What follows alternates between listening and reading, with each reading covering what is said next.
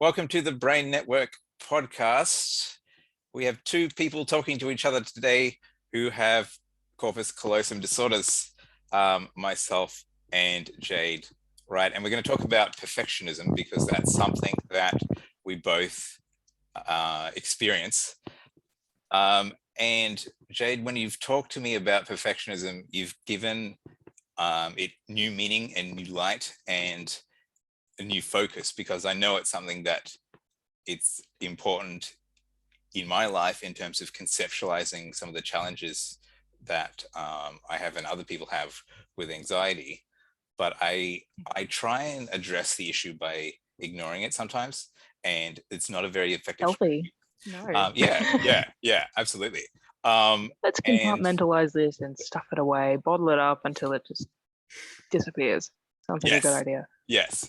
And I think that it's a great topic for us to talk about, because the way you talk about it is so much better than the way that I talk to myself about it inside my head. So if I was going to talk about this topic, I would need to talk to somebody that knows what they're talking about, and that would be you. Okay. We're still looking for that. I'm coming closer to it by being in your presence than by being alone. I see. Okay, sure. So we're orbiting around it. What is perfectionism? What are we talking about? Perfectionism is a kind of unrelenting standard, a high expectation of oneself that is almost 100 times out of 10. 100 times out of 10? 100 times out of 100. Just unrealistic, unattainable. This kind of pure moralistic perfectionism, like perfect being the operative word there. 100% whole, no mistakes kind of expectation. Yeah, so, and I like that moralistic element to it, because there's always this sense of like, for me, I've got to do like the morally right thing, and it has to be perfect. And then if I have like a failure that doesn't have anything to do, like might not impact other people's lives, then it's still a moralistic thing, and that makes it like so much worse. And it's not necessarily like it's just me and my own morals, but then I could take it, like myself out of that and allow myself to have failures, and then, you know, think about how I impact other people's lives, and then say that's moralistic, and how I impact myself is different, in the fact that if it doesn't affect someone else, it doesn't have to be such like a world-ending big deal. So let's just unpack that for a second. Are you saying that there's almost a double standard, I guess, where you can treat someone else with this really moralistic kind of really good manners, essentially, but you can treat yourself with these awful manners in an inner-critic sort of way? And is that what I'm hearing, or? That's, well, maybe. You tell me.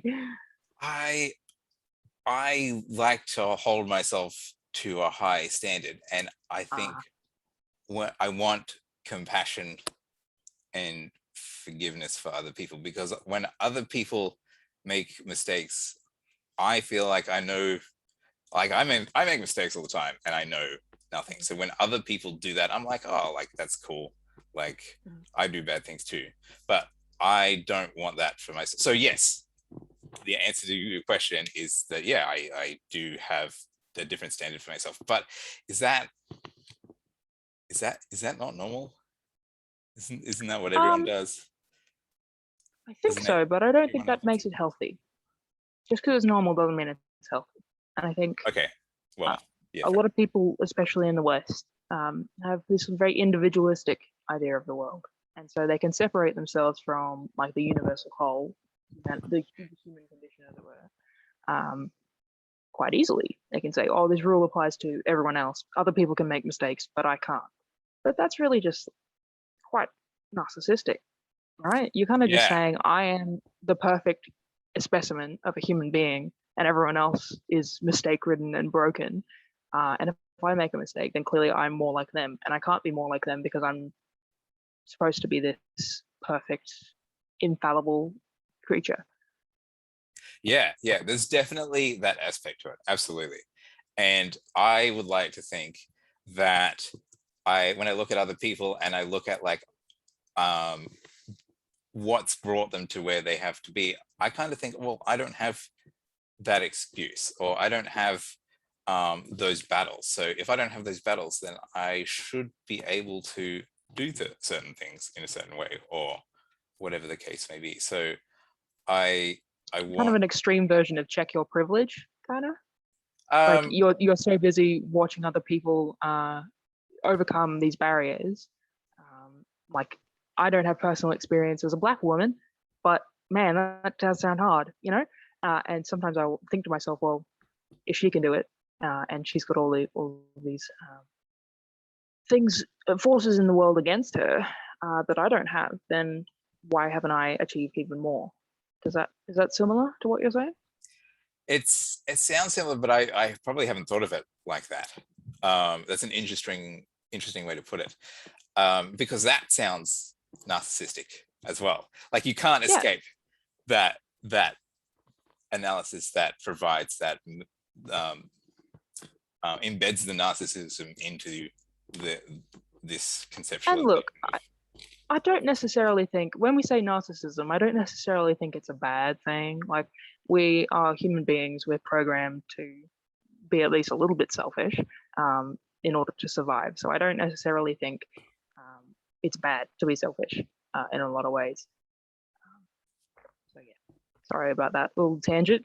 Carry on. It's a really good point to make, because I think we've got to like lay some ground about what perfectionism is, because I think when people use that word, they use it as like I don't know, they're in a job interview and it's like, oh, what is your weakness? And it's like, oh no, I'm a perfectionist. I work a lot and get things done.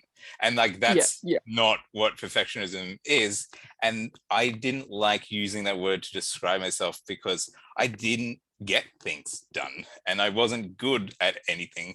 You weren't perfect at being perfect? Yeah. Is that what you're saying? Because like when I think of like perfectionists, I think of like people that work hard and get things done and are really successful and just winning at life. And that's not. Oh, this is kind of the opposite of that check your privilege. Like you haven't achieved a level of perfection to where you could call yourself a perfectionist. Is that? Yeah, but like people, like, okay, no one's perfect, but there's definitely some people who I look up to and be like, damn, like I want to be like that guy. So and I hear people talk about perfectionism as like this thing that's like not actually really bad. It's kind of a good thing. And we ascribe it to workaholics who are winning at life, so to speak. So that doesn't sound like me. So how could I be a perfectionist? That's where I'm coming from. That's where I feel like everyone else that I hear use that term that doesn't actually know what it means. That's what that's what they're saying when they say perfectionism. And I think it needs like a rebranding or something. I don't know. I think we need to. It doesn't sound that bad, but it's pretty bad. It's pretty bad. I relate it to hustle culture. On its own, it doesn't sound that bad. Work hard, play hard, hustle to get the things in life that you want, earn the money, find the wife, blah blah blah, and you'll be successful. You'll be happy.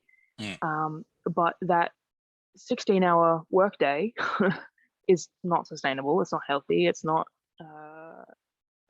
attainable for many people. And I think that unrelenting standard, again, even if whether you're achieving it or not, is still the drive. If that fear of not being enough is driving every behavior that you have, every cognition in your day, that sounds exhausting to me. Like, does it not? And it sounds, I don't want to get too conspiratorial, but it sounds pretty capitalist also. Like, this is never enough. You will never be enough. You will never have enough, so buy more things. Yeah, it's interesting that you say that, because I am all about infusing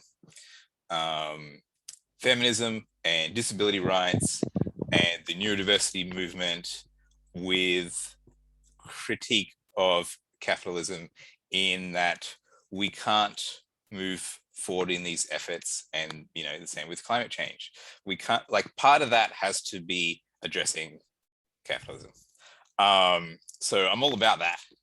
But it's interesting when you said that, after the conversation that we've just had about narcissism, I don't want to blame capitalism for my problems, because I feel like that's like, because I can't fix capitalism, but I would like to think that I can fix me. So I want to just be like, nah, I'll ignore that bit and just focus on the me bit, which, right, like, I thought that, and I was like, oh, that sounds really kind of narcissistic. Like, I wouldn't say for me that, like, capitalism is this thing that's causing all the problems in my life, but in terms of many of the challenges that we have to address how capitalism plays into it. I think what might be happening here is I'm merging two terms together. I'm merging capitalism and neoliberalism together. Neoliberalism is precisely the reason why you're having these quote unquote selfish thoughts, these individualistic thoughts, because one person can go from rags to riches, essentially. One person can be Captain America. One person can save the world. And that's, again, another unrelenting standard that is kind of hard to believe. Like, not everyone can be Winston Churchill, and not everyone should be Winston Churchill.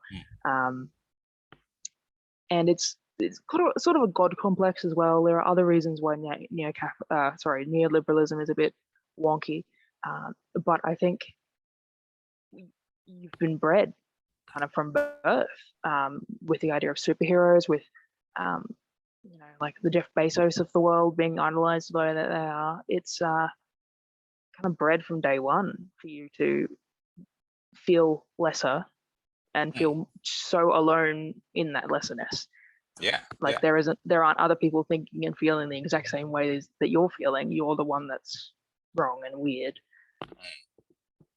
Yeah, I wouldn't lay at the feet of these problems, the neoliberalism. Like, there's more to individualism than neoliberalism. So I would say that's like a big sort of recent issue that we have to overcome, especially for a lot of social problems that we're going to face in the coming decades with aging population and technology reducing or impacting the job market and climate change and all that, and that culture that you're talking about of consumerism and all this sort of stuff. I would say it's a big contemporary part of it, but I would say it's a piece of individualism that that makes up the challenges that is brought to us by individualized culture, and that's a bigger thing that goes back longer. Having said that, there's benefits of Western culture's individual preference, but there's obviously, like, we can't take it to the extreme. We have to be collective in some way as well. There's got to be a bit of a balance. And I think but there's still some perfectionism. I think this is sort of what you're getting at. There's still some perfectionism in the more Eastern philosophies as well, where you're part of this community, and if you're not earning enough to support your family, then you've become a failure, and things like that. I think this perfectionism, it feels very societal in its conception, but its impacts are very psychological, very individual, regardless of whether or not you've been brought up to think that way, to think in a individualistic way. I think it just kind of trickles down the way it does in the way that groups are made of individuals. Yeah. So how has your take on perfectionism changed how you view the problems that you face? Oh, drastically. I used to think that perfectionism was the thing to strive for.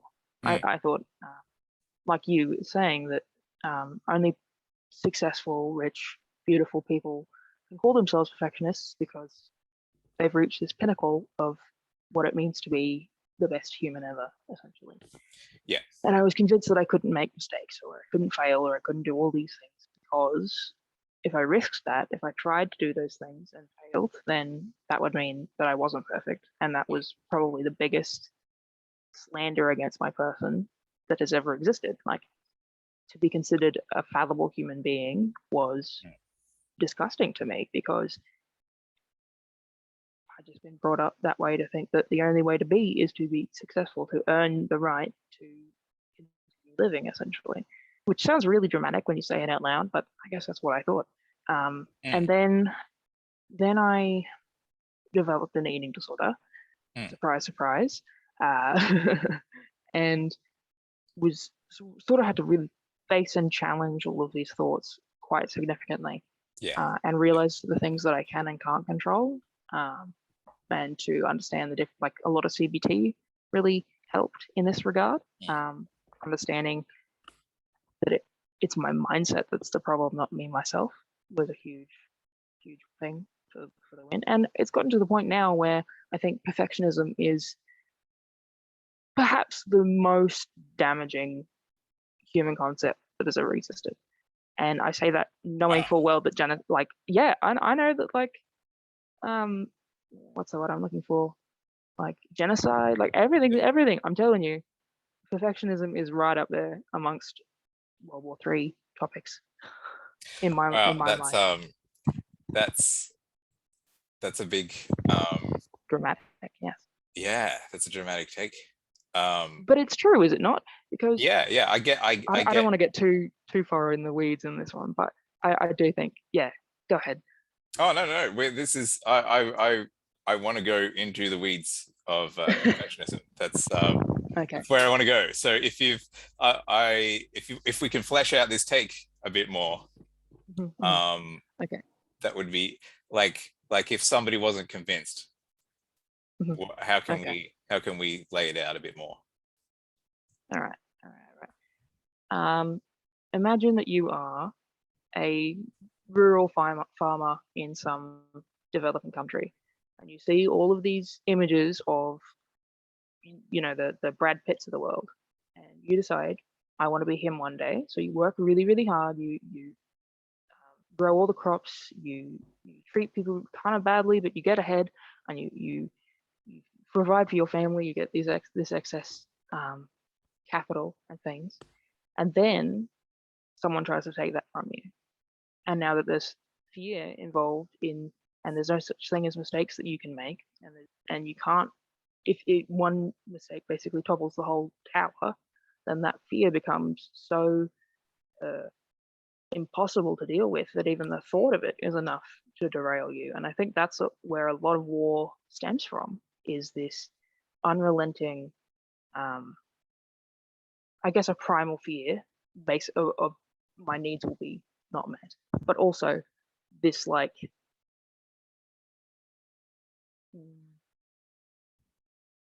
we all kind of see ourselves as the Jesus Christ in this picture. Basically, we are the savior. We are the white knights, essentially.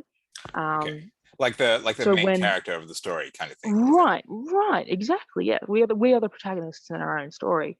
But when we can't meet that perfection that Superman has, essentially, then what are we left with? Are we these broken, strange, hairless apes? Because that's quite a confronting idea for someone who spent their whole life aiming to be this chiseled goddess, essentially. I think a lot of human suffering stems from unrelenting expectations, comparison, a lot of, like, envy, greed. I think a lot of greed is fueled by perfectionism.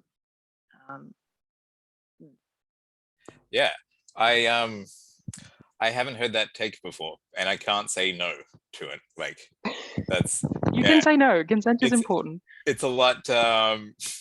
It's a lot to take on. I've never conceptualized, and I guess I've never thought of it in broad terms. So for me, like perfectionism is like, apart from being that thing that other people are when they're perfect, it was a reimagining of where I was in like my journey to overcome the challenges that I had. And for some reason in my mind, maybe everyone's like this, I'm big on like maps. So I've got like, you know, I can't get my academic work done because I'm procrastinating and having all these like negative maladaptive responses to all these emotions that I'm having that are stemming from anxiety. So anxiety is like the big enchilada that I have to deal with. Yeah. And then one of the big shifts, and there's been several, mind you. This isn't an overnight process, for sure. Yeah, so there's been several shifts throughout my life of like how I conceptualize this challenge, and introducing perfectionism into it is one of those. So it's a big thing, but it's not everything. But yeah, so what I was asked to do is think about the core of if you imagine like what are they called, like a mind map, just if you want to be visual, like I'm being, like I'm imagining it in my head, and I'm just gonna make sure I'm saying what I'm imagining. So perfectionism is the core, and then from that stems anxiety, and then from that stems all of the other things. So rather than seeing, you move past the presentation to address the anxiety, but you move past that too, in a way, to address the perfectionism. And then you're addressing the core issue. And from that are going to be able to address the anxiety. Because if you're addressing the anxiety, as effective as that may be or may not be, you're not addressing the root cause of the problem. And this is part of why I think CBT has its limits. I think this is one of the biggest limits in CBT, is that it treats a lot of behaviors and treats a lot of like the anxiety level based things, but it doesn't go deeper down the mind map to perfectionism and that sense of identity. I think if you identify as a person who can't make mistakes, then you're setting yourself up for a whole hell of a lot of pain, because there's nothing but failures and weird anomalies and broken things in the world. And it took me a long time to reconcile that. In my head, I was like, why are there bad people in the world if we all have this moral calendar or moral compass? Everyone's sort of on a level playing field. Why are we doing these evil things? And it took me a long time and a lot of philosophizing, essentially, and identity shifting to reconcile that. Sorry, just finish just as you take it through. That's it. I was like downloading my thoughts anyway. So I don't see myself, and maybe this is something that you can shoot down. I don't see myself as someone that like can't make mistakes, and maybe it's like the wording. Maybe it's the wording. So I see myself as like a mistake. Like I constantly make mistakes all the time. My entire existence is a mistake.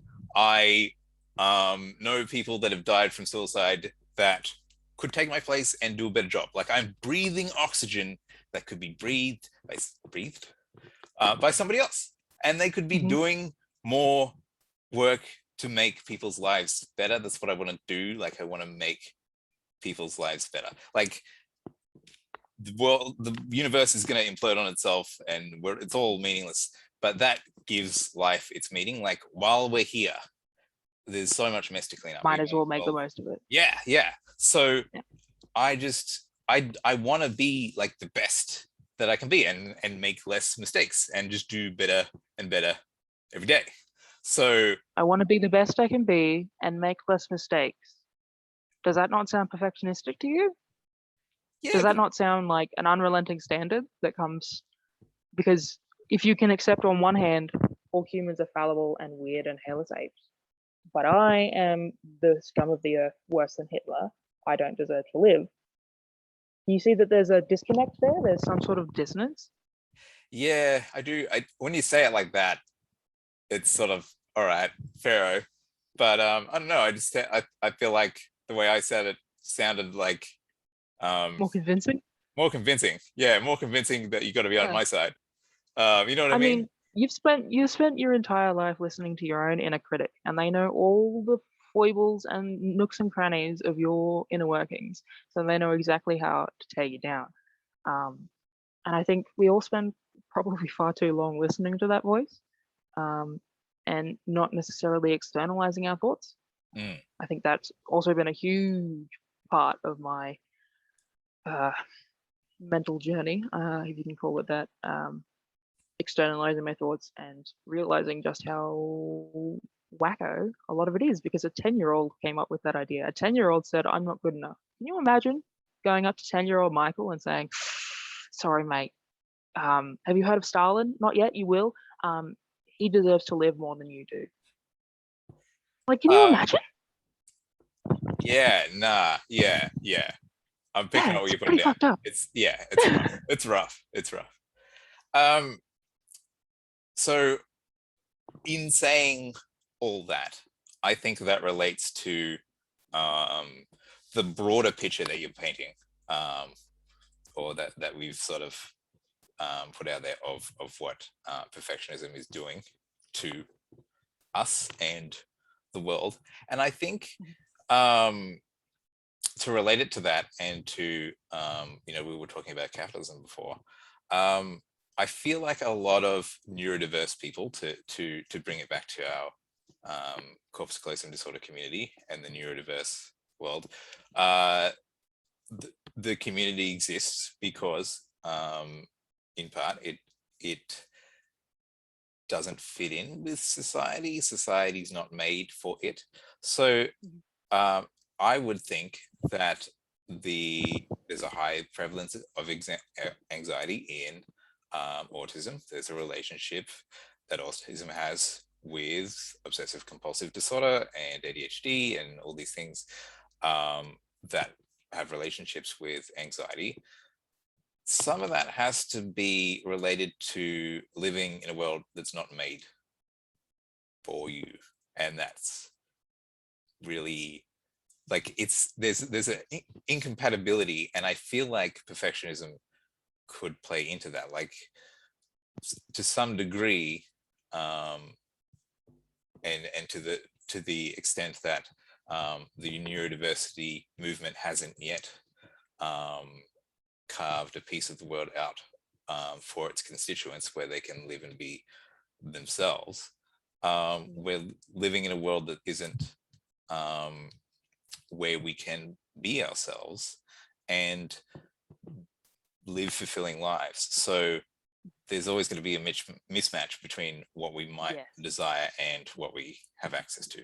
So that kind of sounds a little bit like the challenges presented by a perfectionist mindset. I think I recently read an article about autism and morals, and it was basically saying that even when no one's watching, and people with autism know that no one's watching, they're going to do the moral thing, which isn't the norm. Most people are just going to do the most convenient thing if they know no one's watching. Yeah. And so with that in mind, I would think that this world is actually quite well suited to someone who has these unrelenting standards and these perfectionistic ideals, because that's sort of the perfect picture. But there's that contradiction where other people don't follow the rules, essentially, and that's really distressing. That can be very distressing, and I think that's part of the source of some anxiety in that respect. But also, there's that connection then of we are the broken, to put it in a regrettable sense. We are the broken ones. We are the ones that don't fit in, and we are the contradictions to the rule. And I think being outside of what is perfect is in itself quite distressing. Does that make sense? I'm not sure it Yes. does. Yeah. Okay. Yeah. The fundamental take that you have on yourself is that you're broken, and then that's you know, not enough to work with to then go on to not have you know, a cascade of issues based on like that flawed foundation. Is that kind of where? Yeah. Right. Humans are walking contradictions in my mind.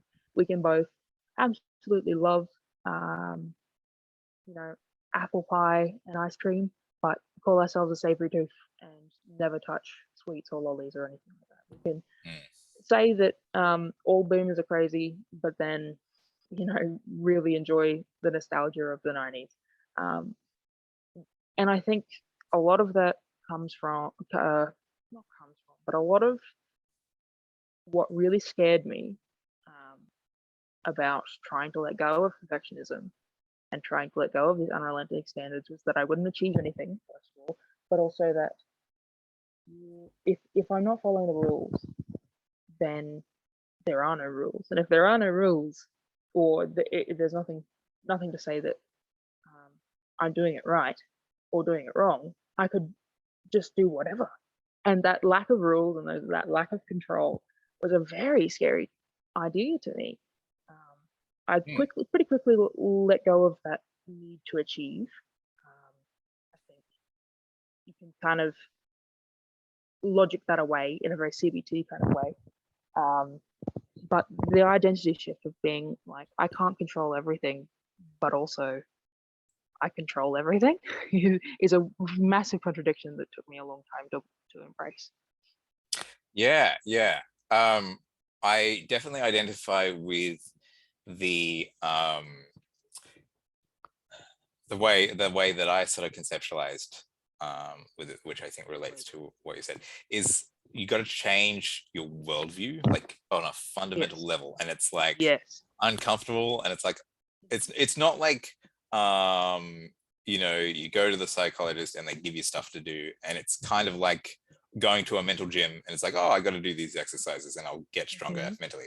Like, no, like you've got to like change who you are as a person, and it's like, I don't really, what I want to do is like stay the same person, but just have like more tools to do, like I'm building a pyramid with a stick, and the psychologist is going to give me a shovel. I don't know. I don't know what the shovel's doing in building a pyramid. I'm imagining I'm digging a hole that's becoming a pyramid. I've never built a pyramid. This isn't working. Technology's not working. They're going to give me like a thing that's going to help me do the job better. But what actually needs to happen is they say to you, you're not going to build a pyramid. You're going to build another shape. An archway. Yeah, yeah. So that's like, and they might give you a shovel as well for the building of the archway, which I also don't know how that would help. But you're going to dig the foundations. There you go. So yeah, and you're like, no, I want to build a pyramid, and like the pyramid is me, and it's like the thing that I'm doing with my life and my worldview is me, but it's not. You can change your worldview and still retain your identity, like, and it's also kind of sad, like when I have to do, like, for me, like my academic work in a certain way, and then I lose my identity if I don't, like, that's kind of just sad. Like, I don't have much of an identity in that case, you know what I mean? Like if we can't grow as people by changing our worldview, it's not very good. But it's like, that's not to dismiss how challenging it is for anybody to make a big change like that. It's just I didn't think that's what I was in for, and then I didn't want to be in for it when it became apparent that I was going to have to do lots of a different kind of work. Yeah, because a lot of self-help these days, especially books and things, is a how-to, and it will give you tools, it will give you a shovel, it will give you a pickaxe, it will give you a hammer, but it won't necessarily present you with these new worldviews and this and force you to take them on into account. Because I know a lot of people that would consider themselves open-minded, and I would also consider them open-minded. However, they haven't assessed their own worldviews. They understand that other people have different worldviews and that can exist, but they're so connected to the idea that theirs is the right one, which is very perfectionistic also, and selfish, to be like, I have the perfect idea that has ever ideated in the universe. Yeah, to clutch onto that desperately is very human, again, but is also quite restrictive. Yeah, yeah. And I guess, like, for me, like, I would be open-minded, for example, about learning different philosophies and reading about different spiritual frameworks and religions and different scientific takes on different things. But like this idea that like my life has to be regimented in a certain way and I have to achieve certain things and do those achievements in a certain pathway and see like my approach to learning about different worldviews in a particular like framework. Like I wouldn't say that like when I challenge myself, you know, I can learn about something new, but not challenge, like not like keeps separate things that I don't want to challenge without realizing that that's what I'm doing. Right. Yeah. So you can be very open-minded about my ideas on neoliberalism, but when I ask you what makes you so defective and why 10-year-old Michael is worse than Hitler, you get a little defensive.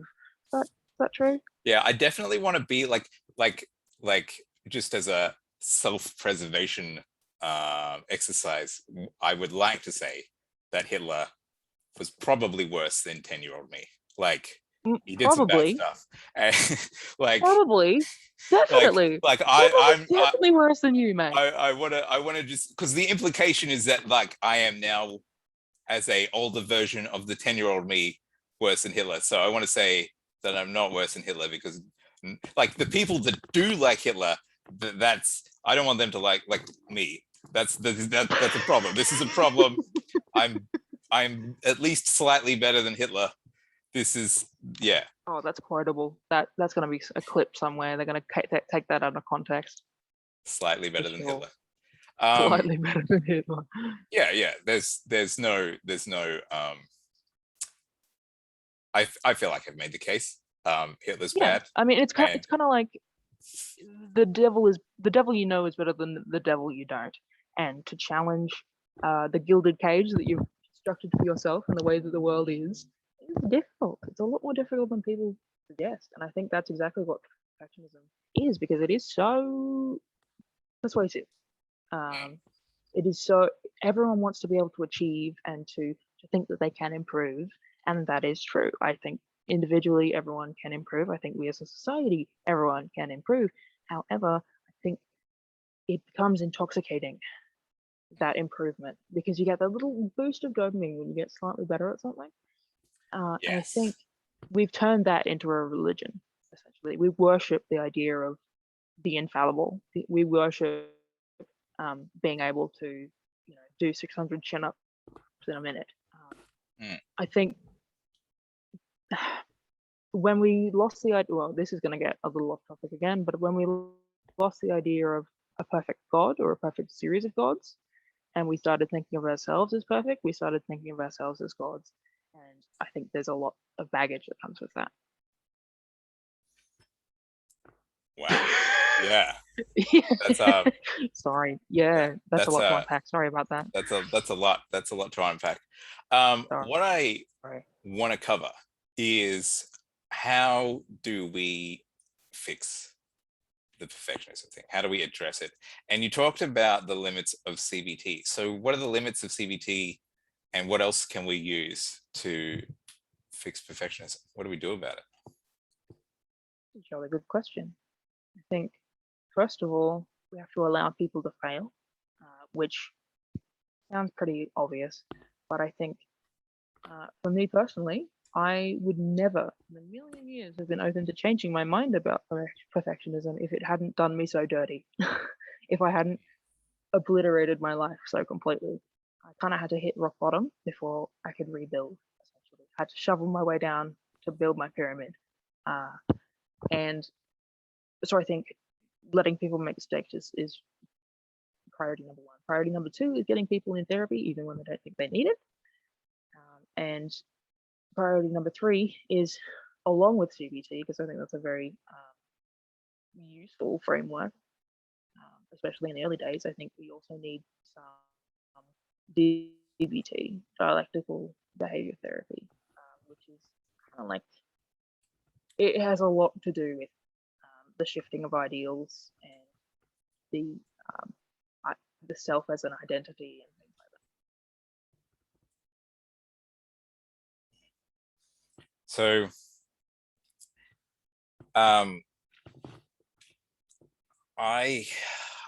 this is another issue that I have.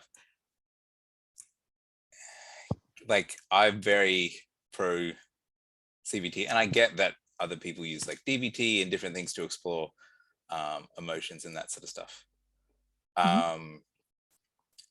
And I've just always been in that mindset of like that CBT offers and trying to work within that confine. And it's like, one of the things is like, if it doesn't work, then I need to do more of it to make it work. And if that doesn't work, then I need to do more of that to make it work. Like, so it's like this spiral of like stuff that isn't necessarily working, that you kind of can't get out of. And can you not? What if you just stop trying? Yeah. Which is a strange way to say that, but what if you started trusting in the process instead of trying and trying to achieve therapy? Essentially, is what you're doing. You're taking a perfectionistic view on your own recovery, and I want to be the most recovered person that has ever recovered. Essentially, DBT takes the idea that there is no such thing as recovery, or if there is, there's no such thing as normal. So your recovery looks different for everyone else, and I think that's a very useful thing. I think too, it's very hard to measure compared to CBT.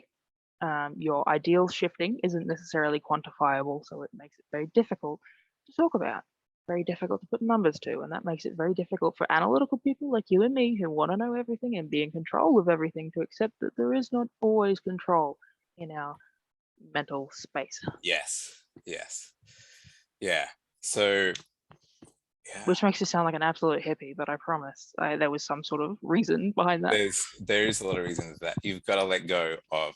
And again, like, this is circling back to changing fundamental frameworks that we operate by. So it's more than just, CBT as a tool. And I don't want to bag CBT. It's very no, it's been fundamental in my change as a person. Absolutely. But to recognize that in many neurodiverse people, it's not effective or has limits, is important. And then in many people where it is effective, there's also so much opportunity for other things outside of CBT to be embedded in their therapy. So I don't know if I'm just telling myself that because, but there's definitely CBT has this place of like being the mainstream treatment for so many things, but there's so much opportunity for other things to be infused with it in order to. Have you heard of best recovery? Maslow's pyramid, Maslow's triangle? Hierarchy got like the safety, the hierarchy of needs. That's the one. Yeah. I feel like CBT addresses the first 3, basically the safety, food, and what's the next one? Anyway, I think it addresses a lot of our base needs as a society, as a person, as a human being, and it addresses a lot of practical things, which is also very helpful in terms of being able to survive and procreate, which is great. However, I think it definitely misses quite a lot of philosophical kind of DBT, ACT side of things that is in those higher parts of the pyramid. And I think what people kind of forget sometimes is that just because it's higher on the pyramid doesn't mean it's worth any less or you need any less of it in your life. It's not like a food pyramid where just because it's at the top, you need less of it. I think they're all quite heavily weighted. And I think, so to put it as another analogy, I think CBT is sort of the Western medicine of psychology, and a lot of this new stuff is quite holistic, and it would be cool. Sort of more like introducing OTs and stuff like that, if that makes sense. Is that? That's such a cool conceptualization of where all the different therapies come into place.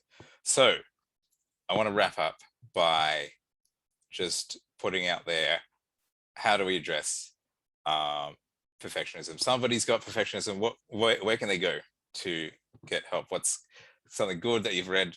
Obviously, they can go get therapy that we've just talked about. Yep. I'm actually just finishing up a book at the moment called Mindset by Dr. Carol Dweck. Fantastic book, absolutely fundamental in changing a fixed mindset into a growth mindset, which is exactly where you need to start to defeat the monster that is perfectionism. After that, I would recommend talk therapy. Absolutely. Yeah, I've heard a bit about that fixed mindset, growth mindset thing. Every time she talks, I kept kind of going, oh, that's me. Oh, that's me. Oh dear, that's me. So it's about changing the way you think about things and flipping it on its head. Rather than, like, I've got this thing as my desktop background that is talking about fixed mindset versus growth mindset. So it's like fixed mindset's like, what if you fail? You'll be a failure. And then growth mindset's like, most successful people have had failures along the way. I'm like reading this thing, or it's not my fault. It's something or someone else's fault. Versus if I don't take responsibility, I can't fix it. If I don't try, I can protect myself and keep my dignity. If I don't try, I automatically fail. And that's a big thing for me. Like, I think self-sabotage is like built into that perfectionism, whereas I would have previously said, oh, it's like an anxiety thing. It's, this coping mechanism. Well, changing that to it's built from perfectionism gives you like the target that you're aiming at when you're thinking about how you're making changes. So and that I think is what I was getting at when I was talking about war and fear.